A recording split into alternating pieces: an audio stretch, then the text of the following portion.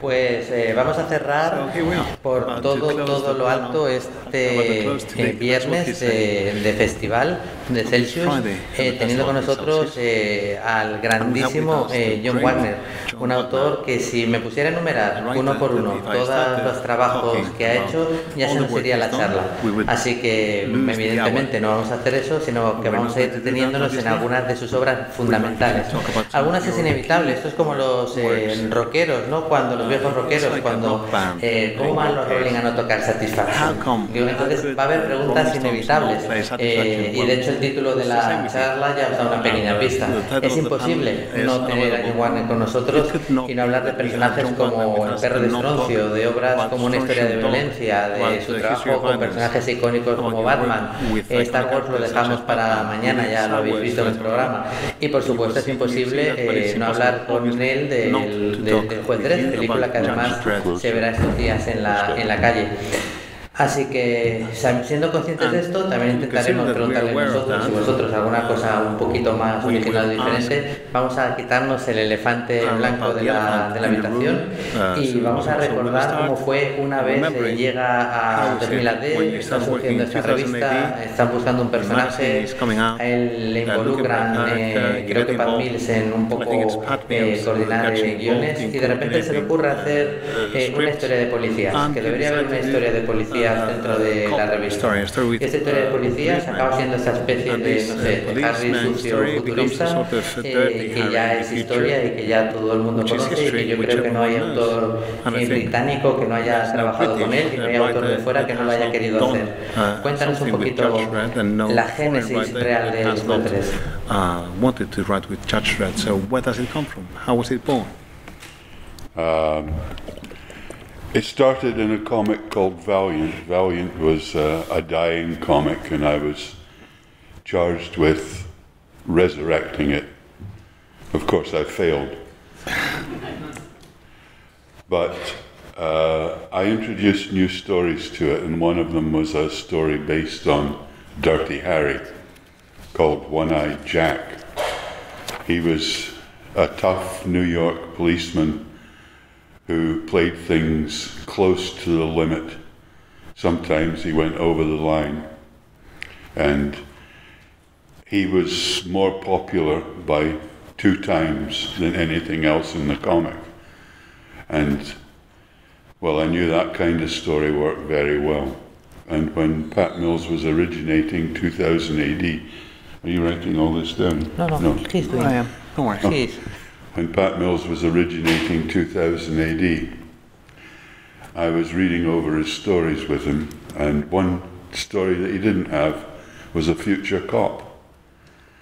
And I suggested that to him.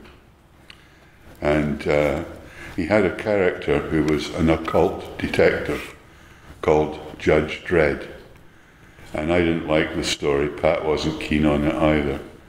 So I said to him, well, why don't we take that title, that name, and give it to this other cop character, because he'd be judge, jury, and more importantly, executioner.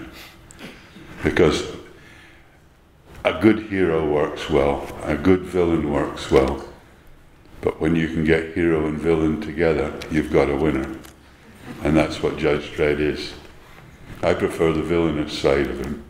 Durante mi carrera, una revista que se llamaba Valiant, que estaba agonizando, me encargó que tratara de resucitarla. Por supuesto, fracasé, pero sí me dio tiempo de crear en las páginas de Valiant una historia nueva, una especie de versión de Harry el Sucio que se llamaba Jack el Tuerto, básicamente. Y era la historia de un policía que está siempre muy cerca de pasarse de la raya, de cruzar la línea, y que a veces incluso pues la deja atrás y se la pasa, efectivamente.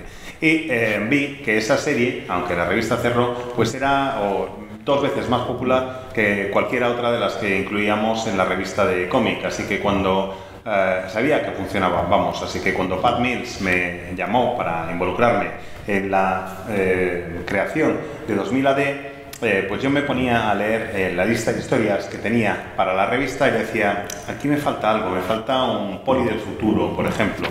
Sí había una historia de detectives, un detective del oculto que se llamaba Juez Dredd. Y a mí no me gustaba demasiado ese personaje, esa historia, y a él la verdad es que tampoco. Y le dije, ¿por qué no nos quedamos con el nombre de ese personaje, Juez Dredd, y lo transformamos en ese poli del futuro del que te estoy hablando? Porque lo importante es que al llamarse Juez Dredd queda perfectamente claro que es juez, jurado y ante todo y sobre todo verdugo. Y eso era muy importante. Si tienes un héroe que funciona bien, perfecto. Si tienes un villano que funciona bien, perfecto. Pero si tienes un personaje que es héroe y villano a la vez y funciona bien en ambos, tienes un auténtico ganador. Así que eso es lo que nos ocurrió con el Juez Dredd. Por cierto, que si alguien se lo pregunta, prefiero la parte de villano de Dredd. Well done. La apariencia visual del Juez Dredd se la encargaron al español Carlos Ezquerra, con el que luego hiciste equipo muchos años en varios proyectos. Pero si no me equivoco, la leyenda cuenta que en un principio el primer diseño de Carlos no te gustó demasiado. De hecho, la primera historia publicada del Juez Dredd no llevó dibujo de él, sino de Mike McMahon. Y de hecho tú empezaste a aparecer ya en los guiones, aunque los hubieras escrito antes, hacia el número 7, 8, 9, no recuerdo exactamente. Cuéntanos un poquito esa atribulada, esos atribulados primeros pasos del personaje. Yes. When I'd written the first script, I sent Carlos, the only ref I think I ever sent him on Judge Dredd, which was the David Carradine from Death Race 2000. Yeah. I pictured him as a lean, mean, fighting, killing machine. When I first saw Carlos's illustrations, I just hated them. I said to him, I'm not writing this story. I mean, he looks like an effing Spanish pirate. And of course, Carlos was right and I was wrong. I'll do the next part. Okay. Cuando le envié el primer guión a Carlos, le envié la única referencia visual que le quería pasar para el Juez Dredd. Y la referencia visual era David Carradine y el personaje que interpreta en Carrera Mortal en 2000. Me lo imaginaba como una máquina de matar, un tipo fino, en forma y cabrón. Y cuando vi el primer dibujo de Dredd no me gustó nada. Dije, joder, si parece un puto pirata español. Pero el caso es que con el paso del tiempo quedó perfectamente claro que el que tenía razón era Carlos y no yo. Carlos had issues with 2000 AD because the first story that he drew wasn't used. Instead, Mike McMahon's story went into 2000 AD first. Carlos, of course, objected to that and said he was never drawing Judge Dredd again. For similar reasons, I said I was never writing him again. So we both dropped off the character until poverty forced us back. Carlos tenía problemas con 2000 AD y se había cabreado porque en lugar de publicar su historia, la primera que publicaron fue la de Mike McMahon. Él se había opuesto a esa decisión y cuando no le hicieron caso dijo, mira, jamás volveré a dibujar al Juez Dredd. Yo, por motivos relativamente semejantes, tomé una decisión parecida y dije que nunca más iba a escribir el guión del Juez Dredd. Así que, por motivos bastante parecidos, ambos dejamos el personaje al mismo tiempo, hasta que la pobreza nos obligó a regresar a él. Y tantos años después, tantas páginas después, Juez Dredd sigue siendo un personaje realmente popular en todo el mundo y sigue siendo uno de esos casos de personaje popular del cómic británico. ¿Qué crees que ha hecho que tantos años después siga manteniendo el mismo vigor y la misma fortaleza y el mismo interés para el público? Probably two things. One is his character, that I've already explained, of hero and villain. It's a very, very strong kind of character if you can get that blend right. And the second thing is the city. The city itself has become a character. And it can accommodate almost any kind of story. So it never gets stale. It's always refreshed. You can tell comedy, drama, horror, social commentary, and we do put a lot of politics into it as well, mainly because we hate the government. But I think those two factors are the main things in Dread's popularity. Plus the uniform. Carlos is... I'm not sure that Dread would have worked if Carlos hadn't designed the character that he designed. If it had been my character, maybe he wouldn't have lasted more than a few episodes. But Carlos's design carried it through. Seguramente sea por dos cosas. Por una parte, porque como os decía antes, es un personaje que es héroe y villano a la vez. Y si lo haces bien, si logras la receta adecuada, te queda un personaje realmente muy potente. Y en segundo lugar, por la ciudad. La ciudad se ha convertido realmente en un personaje más. Porque puede incluir todo tipo de historias y te permite seguir explorando y que no se quede rancia.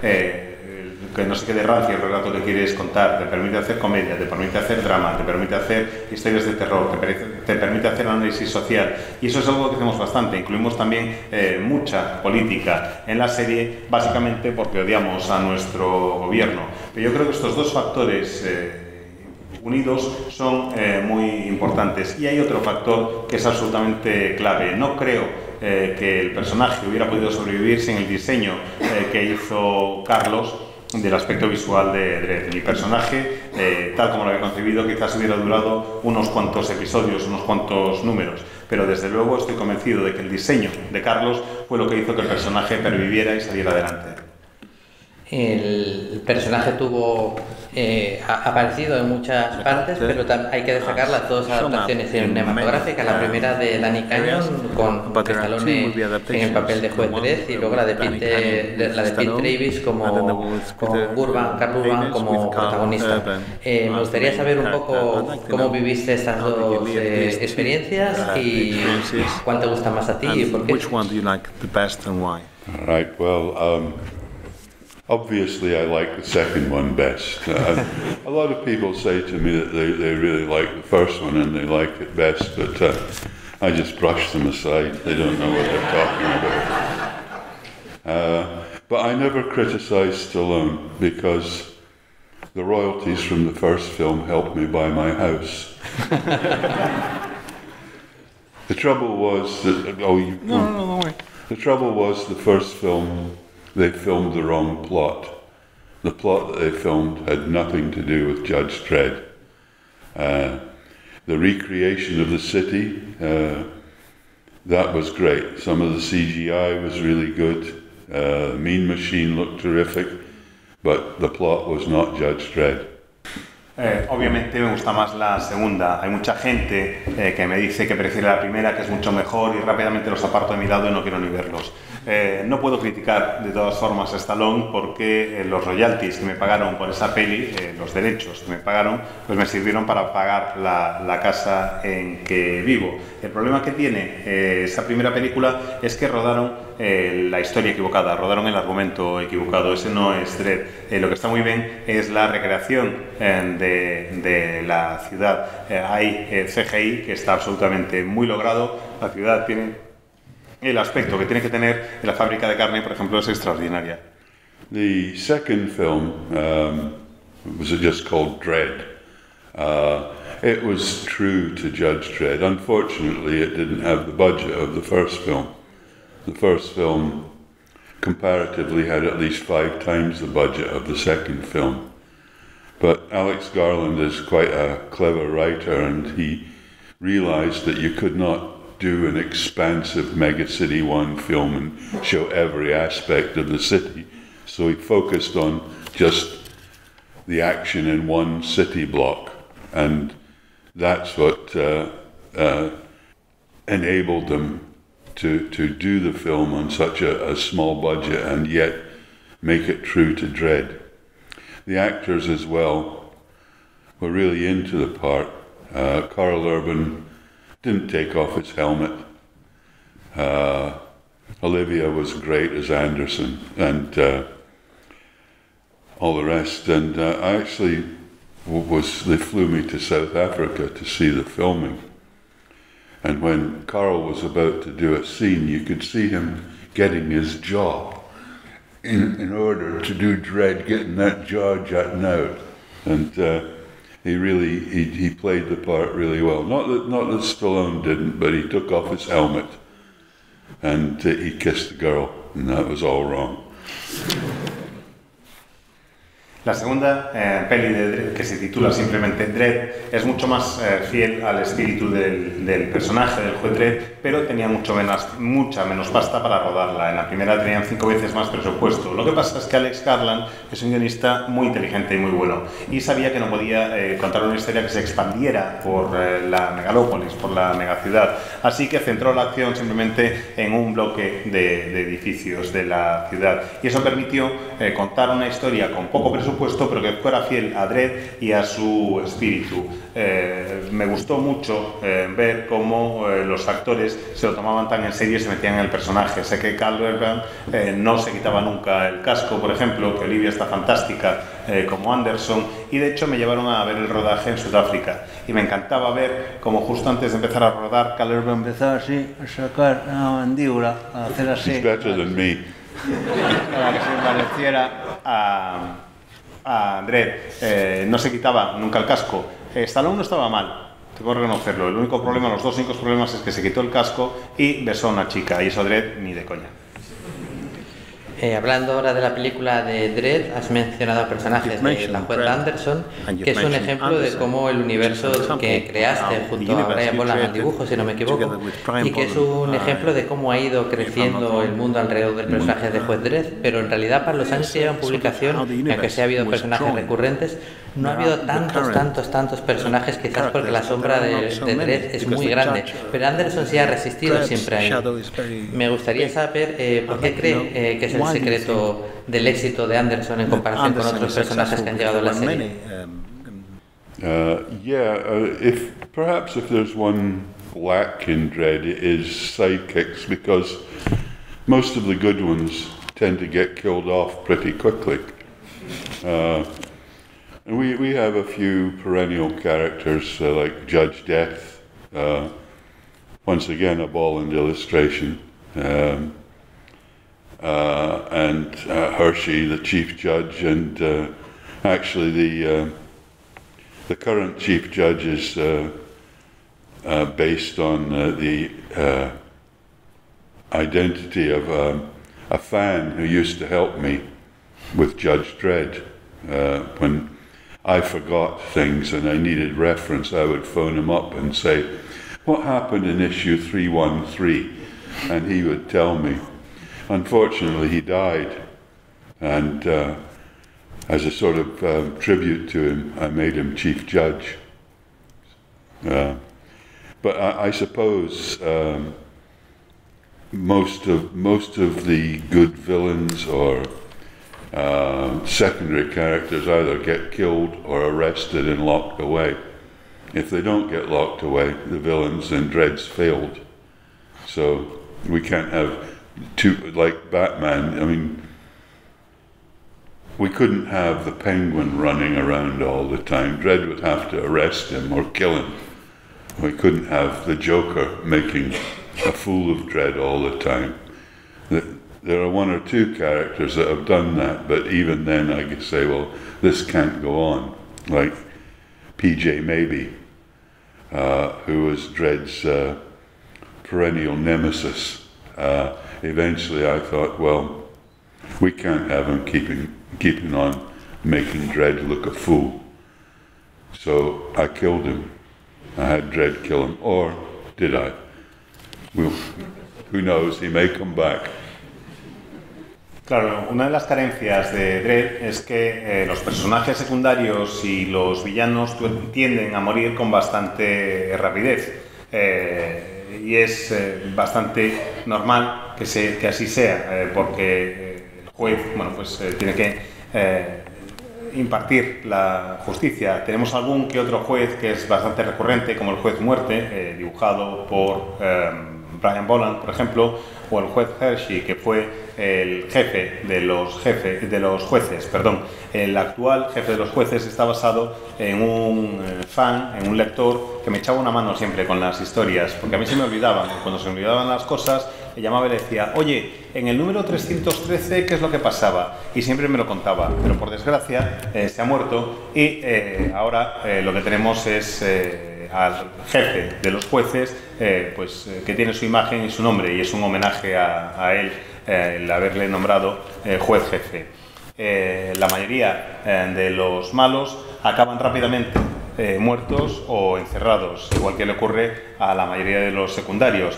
Y es que Dredd no puede dejar que sigan por ahí adelante, no estaría haciendo su trabajo. Esto no es como Batman, en que el pingüino corre campasos anchas por donde le da la gana. Si fuera así, en el caso de Dredd acabaría arrestado o muerto. El Joker no podría estar cachondeándose de Dredd todo el rato. Hay un par de personajes, uno o dos, que quizás sí se hayan reído un poco de Dredd y le hayan hecho quedar en ridículo, entre ellos PJ Maybe, PJ quizás, que era la némesis habitual de Dredd.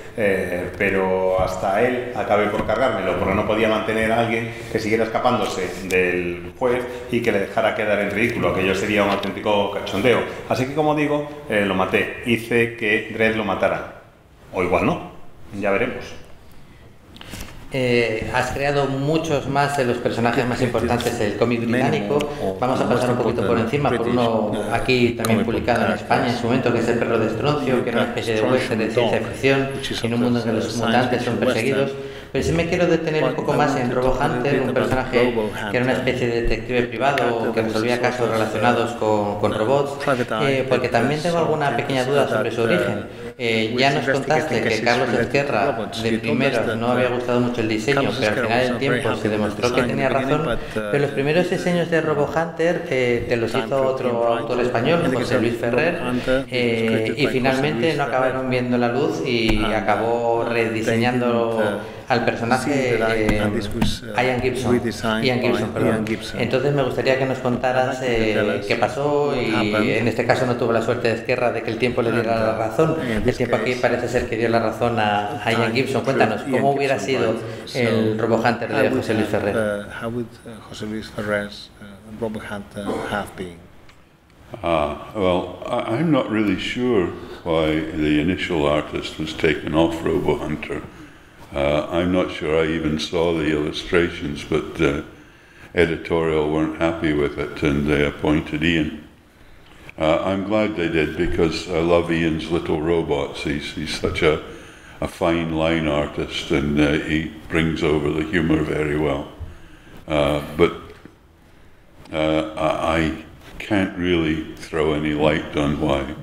Was it Ferrer was taken off it? Sorry. Pues la verdad es que no estoy muy seguro de por qué se retiraron esos primeros diseños de Robo Hunter. No llegué a ver no llegué a ver las ilustraciones. Sé que fue el equipo editorial el que tomó la decisión, pero no llegué a ver los dibujos originales. Estoy encantado, eso sí, de que se lo dieran a Ian, porque me gusta mucho su trabajo con Robo Hunter. Tiene un trazo muy fino que va muy bien para reflejar las historias de humor. Así que eso es lo único que te puedo decir. No llegué a ver los diseños originales, así que me temo que no puedo arrojar nada de luz a la pregunta de por qué no dijeron que fuera Ferrer el que lo hiciera. Lo siento. Is Robo Hunter published here? Has it been published? Solo un poco. A few issues, many years ago. Yeah, all right. Resultaba evidentemente imposible hablar de la trayectoria profesional de John Wagner sin mencionar a Carlos Ezquerra, pero quizás su colaborador más fiel y dilatado en el tiempo ha sido Alan Grant, que tristemente nos dejó ayer.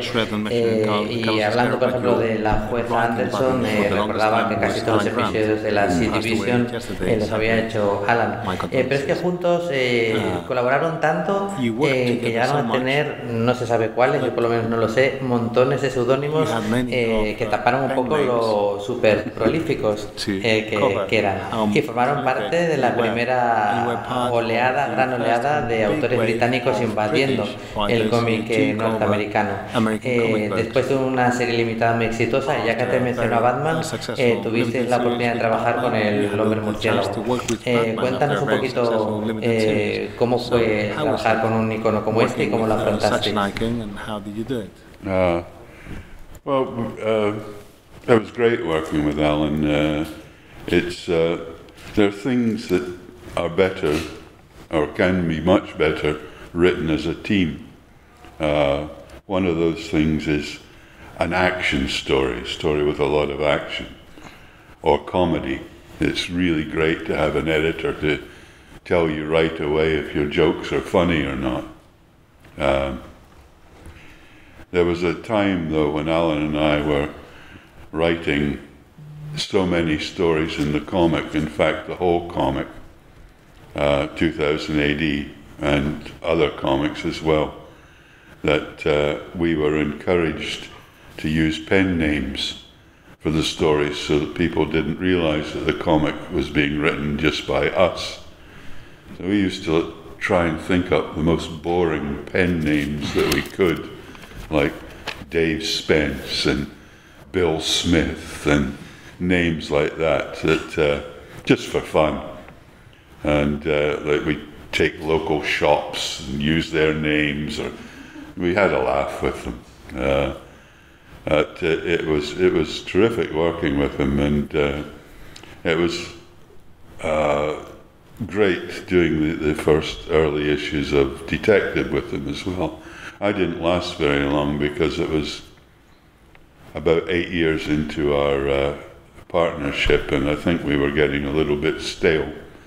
So I only hung around for the first 5 or 6 Batmans, and then we split up. And Alan, who I think was more into American comics and would have done, in fact did do a better job, took Batman or Detective Comics, and I took back Dredd. And I think we actually had killed Strontium Dog by then. So we did an amicable split. But we still got together at night, because we lived quite close together, to do projects like the Batman Dredd team-ups, which were a lot of fun to do. And the Bogeyman, I don't know if anyone here has ever seen the Bogeyman. Yes, good on you. He's a... Oh, I will. I'll be very glad to. He's a nutcase loose in Glasgow who thinks he's Humphrey Bogart and winds everyone he meets into his fantasies. He was. We brought him out in the year that Glasgow was the city of culture. But it was great to work with Alan on projects like that as well. Latterly, he moved too far away and we couldn't really get together, so we haven't done too much together in recent years. Alan era absolutamente genial. Hay ocasiones en las que si haces algo en solitario y te sale bien, pues si lo haces en equipo te sale aún mejor. Y una de esas ocasiones son las historias de acción. Nos llevábamos muy bien y nos entendíamos perfectamente. Podíamos o las historias de acción o las de humor, porque además puedes ejercer como editor del material de tu compañero. Puedes saber si un chiste funciona bien y no, o bien o no. Llegó un momento en nuestra colaboración en que Alan y yo escribíamos todas las historias de 2000 AD. Tanto es así que nos animaron desde el equipo editorial a empezar a escribir con seudónimos, porque si no el público acabaría por decir, joder, pero es que la revista la escriben solo estos dos. Y eso es lo que hicimos, tratamos de pensar en los seudónimos más comunes que te pudieras en los nombres, más comunes que te pudieras echar a la cara como seudónimo. Bill Smith o Dave Spence, nombres lo más aburridos posible. También nos fijábamos en los nombres de las tiendas de la zona en la que vivíamos y los utilizábamos para usarlos como seudónimos. Y era absolutamente genial trabajar con él, era fantástico y recuerdo con cariño los primeros números de Detective Comics. Lo que pasa es que yo no me quedé mucho tiempo en la serie porque llevábamos 8 años colaborando juntos. Y al final, después de tanto tiempo, las cosas como que se ponen un poco rancias, como que no acaba de salir aquello de una manera fresca. Así que hice como 5 o 6 números de Batman y después nos repartimos las colecciones que teníamos entre los dos. Alan, al que le gustaba más el cómic norteamericano y que seguramente hubiera hecho un trabajo mucho mejor que yo como guionista, como he hecho, bueno, en realidad así fue, se quedó con Batman. Y yo me quedé con Dredd. Y entre los dos decidimos que lo mejor que podíamos hacer era matar al perro de Estroncio, porque no nos parecía que debiéramos seguir con ese proyecto. Pero a pesar de que ya no trabajábamos juntos en estas series, en estos proyectos, sí nos reuníamos de vez en cuando. Fue una separación amistosa, acabamos por las buenas y mientras vivíamos juntos, es decir, en una zona relativamente cercana el uno del otro, nos quedábamos de vez en cuando por la noche y hablábamos de proyectos en común. Por ejemplo, los proyectos que hubo de Batman y Dredd o Boogeyman, que es una serie que es una auténtica locura, con un chalado que se pasea por las calles de Glasgow y se cree que es Humphrey Bogart y va arrastrando a todo aquel con el que se encuentra a esta fantasía suya. Ese personaje vio la luz cuando nombraron a Glasgow Ciudad de la Cultura y me gustaba el poder haber vuelto a colaborar con Alan. Lo hicimos durante bastante tiempo hasta que se mudó demasiado lejos como para poder tener estas reuniones nocturnas y ya no volvimos a colaborar mucho en los últimos tiempos. No podríamos pasar esta charla sin hablar de una historia de violencia, un cómic que con dibujos de Vince Locke escribes a final de los 90 y que es una historia de un hombre que vive tranquilamente en un pueblo hasta que su pasado se inmiscuye en su presente. Una historia redonda, a mí me parece prácticamente perfecta, que además fue años después, hacia 2005-2006, adaptada por David Cronenberg al cine con un casting extraordinario capitaneado por Viggo Mortensen y creo que era María Bello, me parece, y William Hart, Harris. Me gustaría que nos contaras un poquito cómo surge una historia de violencia, primero la novela gráfica y que nos cuentes cómo recuerdas el momento de trabajar o que la adapte un director como David Cronenberg. Andy Helfer, who was editing Paradox Press, told me he was doing a line of noir graphic novels, and having written fantasy and science fiction for so long, I was really interested in trying something different. So I said, oh yeah, well, sign me up. I'd love to do one. A year passed and Andy kept phoning me, where's my story? Where's my story?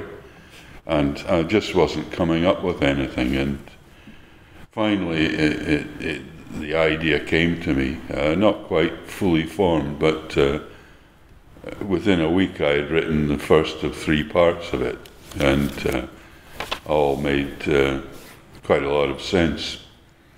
And the second act was quite quick too. And then I got stuck. I'll continue this. Andy Helfer era el editor de Paradox Press y me dijo que querían lanzar una línea de novelas gráficas de género negro. Yo llevaba ya tanto tiempo escribiendo ciencia ficción y fantasía que me apetecía probar algo distinto, así que le dije, me apunto, y se lo dije sin ningún problema. El caso es que luego Andy estuvo un año llamándome y persiguiéndome por teléfono diciéndome, y mi historia, y no se me ocurría nada. Yo estaba ahí intentándolo y no lo lograba, hasta que al final se me ocurrió una idea. No me vino la historia completa en un primer instante, pero sí me vino una idea clara y pude empezar a trabajar. En una semana tenía escrita la primera de las 3 partes en que iba a consistir la novela gráfica y lo había hecho bastante rápido, pero al llegar al segundo acto me quedé atascado. Normally I don't work a story out in full. If I know what's actually going to happen in a story, I get too bored to write it. I like to know the central characters, some of the themes of the story, some of the incidents that happen, and a possible ending point that I'm going to. But I find that incidents that happen in a story and characters themselves can alter the whole direction of a story. If it's all worked out, that never happens. And I think that stories should reflect life, the way things happen unexpectedly and spontaneously. So I hadn't worked out the ending of A History of Violence. And a year passed, pretty much a year, after I'd written part 2 of it. And Andy, the editor, kept on, where is my story? The artist is finished, where is my story? And usually I rely on, I don't know, judgment or luck to get me through. But in this case, I just could not figure out what to do with it until Andy's assistant, Joel Rose, gave him an idea that I said, that's it. So I won't tell you the idea if you haven't read the book, but the idea, well, maybe I should. It comes from a true story, apparently, about an Irish gang in New York who, as a lesson to anyone who might try and betray them or thwart them, they kept someone, an enemy, as hostage and tortured him over a period of years, just as a lesson to anyone else. And that sort of made the book. Unfortunately, they didn't use that last act. I think they found it too violent. So they replaced it with something I thought was a slightly jarring tonal change in the third act, where it went from tense drama to high farce. I thought it worked. I thought it was quite funny, but I still think my ending was better. I did like the film a lot, though. I thought Cronenberg made a really good job of it. El caso es que por lo general no me gusta tener el guión completo así de golpe, porque si tengo el guión completo me aburro normalmente. Me gusta saber cuáles son los personajes protagonistas, cuáles son los temas principales, cuáles son los incidentes más importantes y cuál es el final. Pero también me gusta ir descubriendo la historia y hacer que los personajes vayan cambiando la dirección. Creo que es importante que la historia sea un poco un reflejo de la vida, que sea algo inesperado, en que ocurran cosas de manera espontánea que cambien lo que está sucediendo. Y lo que me ocurrió es que con esa teoría mía llegué al final del segundo acto de la segunda parte y no sabía cómo seguir. No sabía qué hacer, y pasó un año y pico desde que había acabado el guión de la segunda parte y me empezó a llamar otra vez Andy, a decirme, oye, que el dibujante ya ha acabado con las páginas, ¿dónde está mi guión? ¿Dónde está mi guión? ¿Dónde está mi guión? Y yo no sabía qué hacer. Normalmente confío en mi inspiración, pero en este caso no llegaba de ninguna de las maneras y no sabía cómo acabar la historia. Hasta que de repente uno de los asistentes, uno de los ayudantes de Andy, que se llama Joel Rose, me dio una idea que me pareció fantástico. Ahora ya lo sé. Era una historia que al parecer está basada en hechos reales. No sé muy bien si contároslo o no, pero bueno, qué narices. El caso es que es una historia real de un grupo mafioso irlandés de Nueva York que pretendía dar una lección a quienes quisieran traicionarles y pillaron a nuestros traidores y lo tuvieron encerrado como rehén, al parecer, durante muchísimos años y se dedicaron a torturarle todo el rato, simplemente como advertencia y como lección por si alguien se planteaba traicionarles. Eso es lo que yo quería incluir en el libro, pero por desgracia no lo incluyeron porque no les parecía que debieran hacerlo y buscaron un material de sustitución, algo que cambió realmente el tono de la obra y que hizo que pasara de un tenso drama a una farsa elevada. A mí me choca bastante, me chirría ese cambio de tono entre la segunda y la tercera parte, pero es lo que hay. Prefiero mi final al que pusieron a la obra, desde luego, y lo que sí tengo muy claro es que la película me parece fantástica, creo que es una gran adaptación y estoy muy satisfecho con ella. I'm told that Cronenberg didn't actually know that the story came from a comic book until filming was nearly completed. He kept that from him. Me cuentan, eso sí, que Cronenberg no tenía ni idea de que el argumento procedía de un cómic, que es algo que lo ocultaron hasta que prácticamente se había terminado el rodaje. I'm also told that he got his wife in. He wasn't happy with the sex scene on the stairs, so he got his wife in, and together they acted it out for the actors. I'd like to have been there. Y me cuenta también que resulta que la escena de sexo en la escalera que no le convencía, así que pilló a su mujer, se la llevó a la escalera y les enseñó a los actores allí en vivo y en directo cómo tenían que haberlo hecho. Me hubiera gustado ver esa situación, la verdad. En teoría ya es casi la hora, pero como empezamos 5 minutitos tarde, si queréis hacer alguna pregunta a John Wagner en este rato que queda, aprovechar esta ocasión. Bueno, pues entonces lanzaré yo una pregunta. Antes mencionaste el personaje de Boogeyman como una especie así de locura, que por cierto, si no me equivoco, tuvo una adaptación de la BBC hace un poco maleja. Pero hay otro cómic que yo cuando lo vi en su momento me sorprendió mucho, que era Al's Baby, que era la historia de un gángster así muy duro y salvaje que de repente se queda embarazado sin saberse muy bien cómo ni por qué. Y bueno, pues tiene que seguir siendo el jefe de un gang, de una banda mafiosa, pero a medida que va pasando el tiempo, pues se va notando lo que pasa. Entonces me gustaría que nos contaras un poquito de esta idea de Al's Baby, es un poco para cerrar. Gosh, I don't know where that came from.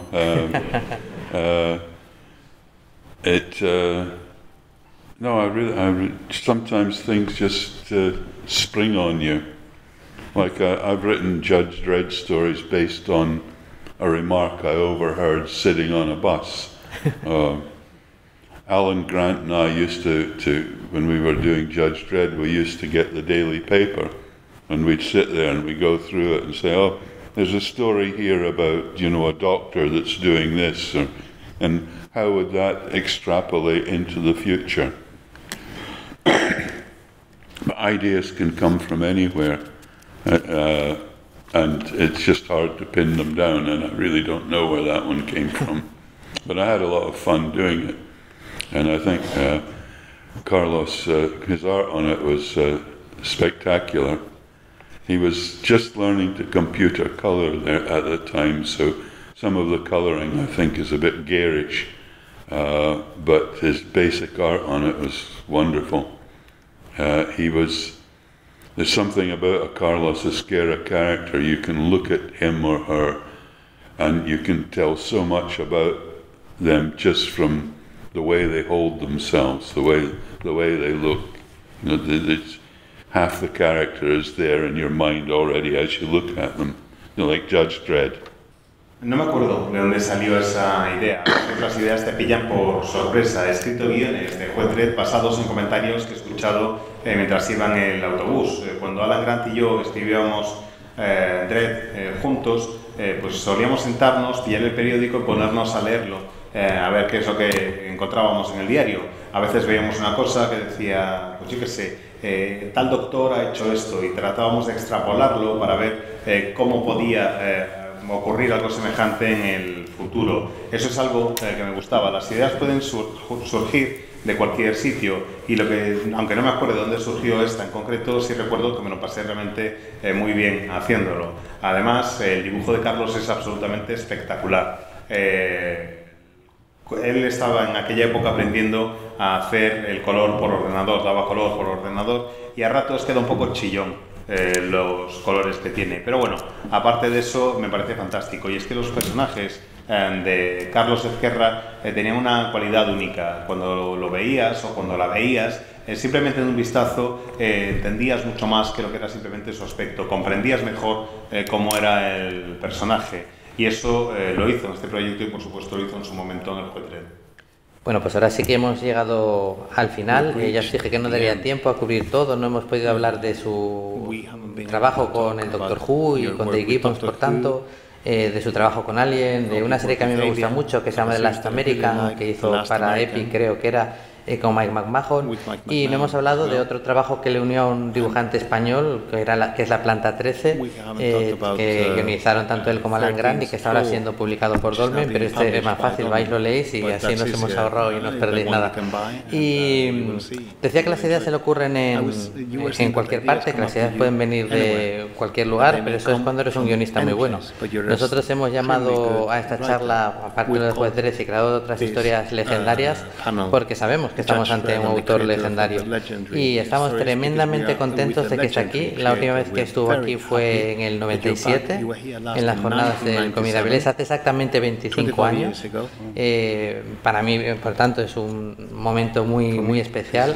Para Diego también, sé que no le molestará que lo diga, fue la primera persona a la que tradujo profesionalmente aquí en Avilés y aquí en la Casa de la Cultura, fue a John Wagner. O sea que 25 años después del estreno de Diego se cierra un círculo que continuará porque puede ser concéntrico, evidentemente. Así que este aplauso va de todos, va de nuestra parte, y para darle las gracias por